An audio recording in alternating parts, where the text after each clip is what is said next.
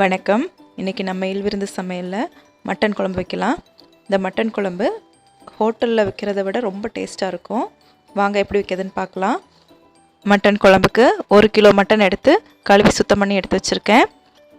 அடுத்து தக்காளி 2, 100 கிராம் சின்ன வெங்காயம் எடுத்திருக்கேன். சின்ன வெங்காயத்தை தனியாக அரைச்சி எடுத்துக்கலாம். அடுத்து சோம்பு 1 ஸ்பூன், கசகசா 1/2 ஸ்பூன், கிராம்பு 5, கல்பாசி கொஞ்சம், ஏலக்காய் 1, அனாசிப்பூ 1, பட்டை சுருள் பட்டை இது 1 இன்ச் அளவுக்கு அப்படியே உடச்சி எடுத்திருக்கேன். இந்த மசாலா ஐட்டம் எல்லாமே இஞ்சி பூண்டோடு சேர்த்து அரைச்சி எடுத்துக்கலாம். அடுத்து பூண்டு 10 பல், இஞ்சி 1 துண்டு. இஞ்சி பூண்டில் ஒரு 3/4 பாகம் இருக்கிற மாதிரி எடுத்துக்கலாம். இப்போ இஞ்சி பூண்டு பட்டை கிராம்பெல்லாம் ஒன்றா போட்டு அரைச்சி எடுத்துக்கலாம். அடுத்து வெங்காயத்தை தனியாக அரைச்சி எடுத்துக்கலாம். இப்போ வெங்காயம் தனியாக அரைச்சி எடுத்தாச்சு, இஞ்சி பூண்டு பட்டை கிராம்பெலாம் தனியாக அரைச்சி எடுத்தாச்சு. இப்போ அடுத்து மிளகாய் பொடி, மல்லிப்பொடி, மஞ்சள் பொடி, கரம் மசால் பொடி இது எல்லாத்தையும் மிக்சியில் கொஞ்சோண்டு தண்ணி விட்டு நல்லா அரைச்சி எடுத்துக்கலாம். இது ஏன் இப்படி அரைக்கிறோன்னா, நமக்கு அந்த பாட்டி காலத்துலலாம் வைப்பாங்க, பரமிளகா மல்லியெல்லாம் வறுத்து அரைச்சி வைப்பாங்க. அந்த டேஸ்ட் அளவுக்கு இருக்கும் இப்படி செய்யும்போது நமக்கு. அதே டயத்தில் ஹோட்டலில் சாப்பிட்ற அந்த குழம்பை விட இன்னும் நல்ல டேஸ்ட்டாக இருக்கும் இது.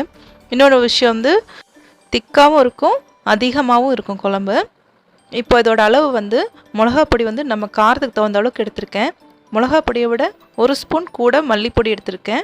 மஞ்சத்தூள் 1/2 ஸ்பூன், கரம் மசால் பொடி 1 ஸ்பூன் எடுத்திருக்கேன். இது எல்லாம் மிக்சியில் போட்டு சுற்றி எடுத்துக்கலாம். இப்போ குழம்பை தாளித்து விட்டுலாம். தாளிக்கிறதுக்கு குக்கர் எடுத்திருக்கேன். குக்கரில் தேவையான அளவு எண்ணெய் விட்டுக்கலாம். எண்ணெய் காஞ்சதும் இஞ்சி பூண்டு பட்டை கிராம்பு அரைச்சி வச்ச பேஸ்ட் போட்டுக்கலாம். இப்போ இஞ்சி பூண்டெல்லாம் பச்சை வாசனை போகிற அளவுக்கு நல்லா வதக்கிடலாம்.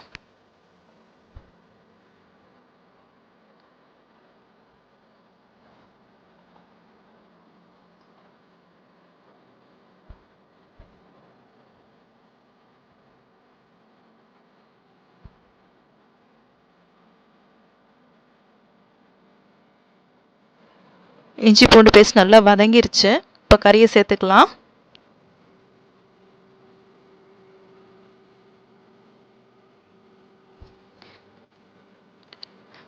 கறியை சேர்த்துட்டு கறியை நல்லா வதக்கி விட்டுலாம். இதோட கொஞ்சம் உப்பு போட்டு வதக்கிக்கலாம்.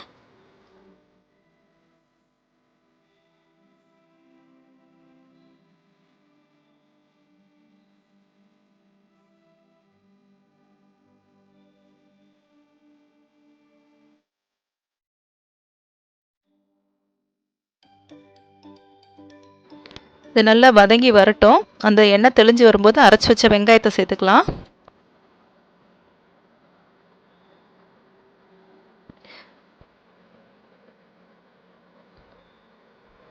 வெங்காயம் சேர்த்ததுக்கப்புறம் எண்ணெய் நல்லா தெளிஞ்சு வர வரைக்கும் நல்லா வதக்கி விட்டுடலாம். எண்ணெய் தெளிஞ்சு வந்ததுக்கப்புறம் அடுத்த பொருளை சேர்த்துக்கலாம். அதுக்கு முன்னாடியே போட்டுட்டங்கன்னா அந்த வெங்காயத்தோட பச்சை வாசனை அப்படியே இருக்கும். இப்போ நல்லா வதங்கிருச்சு, எண்ணெய் தெளிஞ்சு வந்துருச்சு. இப்போ தக்காளி போட்டுக்கலாம்.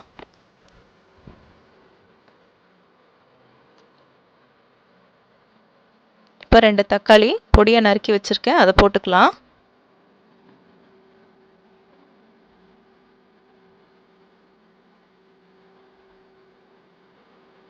இப்போ தக்காளியும் நல்லா கரைஞ்சி வர அளவுக்கு வதக்கிடலாம்.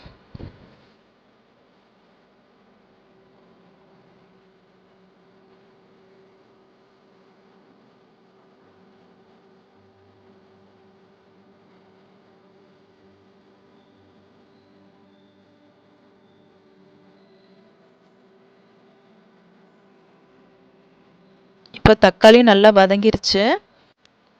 இப்போ அரைச்சி வச்ச மிளகா பொடி, மல்லிப்பொடி, மஞ்சள் பொடி, கரம் மசால் பொடி பேஸ்ட்டை இதில் போட்டுக்கலாம்.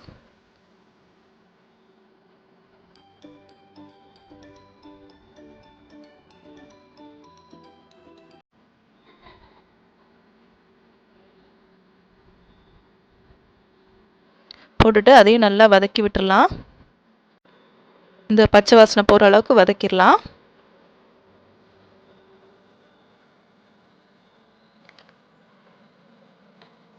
இப்போ நல்லா வதங்கி வந்துருச்சு. இப்போ தண்ணி கொஞ்சம் ஊற்றிக்கலாம். அடுத்து தேங்காவை நல்லா துருவிட்டு அது ஒரு 4 ஸ்பூன் எடுத்து அரைச்சி வச்சுருக்கேன். அதையும் இப்போ இதோட சேர்த்துக்கலாம்.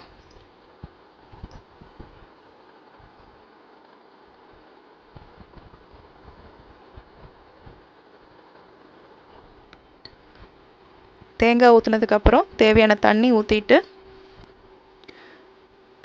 தேங்காய் ஊற்றுனதுக்கப்புறம் உப்பெல்லாம் சரி பார்த்துக்கலாம். குழம்பு ரொம்ப திக்காக இருக்குது. தண்ணி இன்னும் கொஞ்சம் ஊற்றிக்கலாம் அதோட.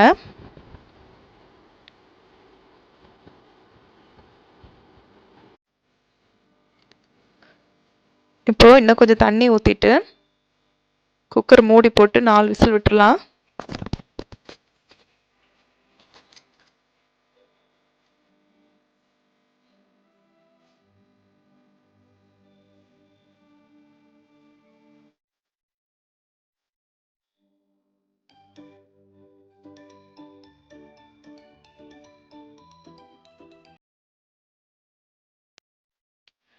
இப்போது 4 விசில் வந்துருச்சு. தம்மை எடுத்துட்டு ஓப்பன் பண்ணி பார்க்கலாம்.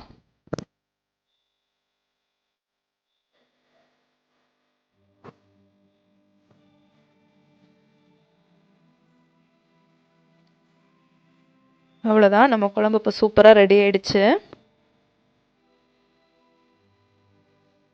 அடுத்து கருவேப்பிலை மல்லியில தூவிக்கலாம். இப்போ நமக்கு இது வேணும்னா தாளிச்சுக்கலாம். கொஞ்சம் எண்ணெய் விட்டு சோம்பு, பட்டை, கிராம்பு, பிரிஞ்சி இலையெல்லாம் போட்டு தாளிச்சுக்கலாம். ஆனால் நான் இப்போ தாளிக்கலை. இப்போ குழம்பு நல்லா கமகமன் வாசனையாக இருக்குது. இப்படி தான் ரெகுலராக எங்கள் வீட்டில் மட்டன் குழம்பு வைப்பேன். ரொம்ப நல்லாயிருக்கும். நல்ல டேஸ்ட்டான மட்டன் குழம்பு இப்போ ரெடி ஆகிடுச்சு. கண்டிப்பாக ட்ரை பண்ணி பாருங்கள். ட்ரை பண்ணி பார்த்துட்டு கமெண்ட் பண்ணுங்கள், லைக் பண்ணுங்கள், ஷேர் பண்ணுங்கள், சப்ஸ்கிரைப் பண்ணுங்கள். தேங்க்யூ.